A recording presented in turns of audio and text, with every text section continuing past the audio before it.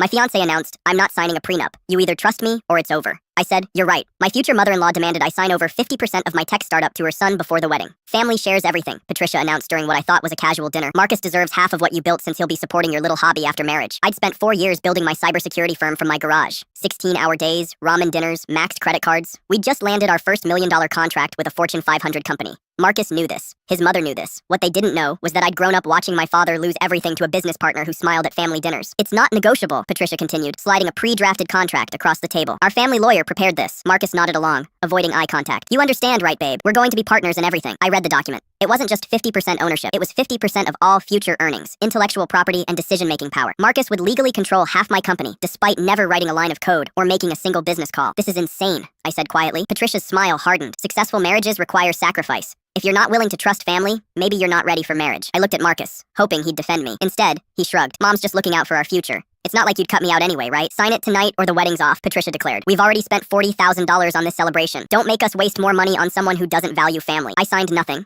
Instead, I called our venue coordinator at 11 p.m. and canceled everything. The cancellation fees hit immediately, $23,750. Marcus's family would get their deposits back, but I'd eat the vendor costs for backing out 48 hours before the ceremony. My phone exploded with calls and texts. Marcus demanded I stop being dramatic. Patricia left voicemails threatening to sue me. Their family group chat became a 200-message thread calling me selfish, manipulative, and mentally unstable. 72 hours later, Marcus showed up at my apartment, not apologetic, desperate. "Babe, we can work this out. Mom was just testing you, but you thought she should have it," I said. "I never said that." I showed him screenshots where he'd written, "Mom's right about shared ownership. We should be real partners. Why are you being so selfish about this?" Monday morning brought a new development. Patricia had convinced 3 of my biggest potential clients that I was mentally unstable. She'd called their offices personally, introducing herself as the mother of the girl who just had a complete breakdown and canceled her wedding at the last minute. 2 contracts worth $800,000 were suddenly under review. One client suggested we postpone discussions until your personal situation stabilizes. That's when I realized this wasn't just about the wedding anymore. This was warfare. I documented everything. Screenshots of every text, recordings of voicemails, call logs showing when Patricia contacted my clients. I reached out to my business attorney, who immediately recognized what we were dealing with. "This is tortious interference," she explained. "She's intentionally sabotaging your business relationships. We can pursue damages." The lawsuit took 8 months. Patricia hired expensive lawyers who tried to frame this as a family dispute rather than business interference. They claimed she was just sharing concerns with family friends who happened to do business with her. But I had evidence, audio recordings where she explicitly told my client, "You shouldn't trust someone who breaks promises and destroys family relationships."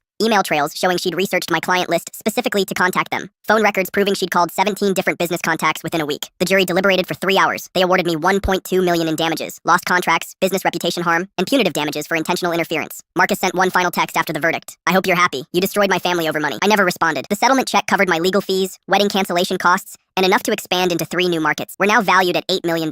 Patricia's interference inadvertently created the motivation I needed to go national.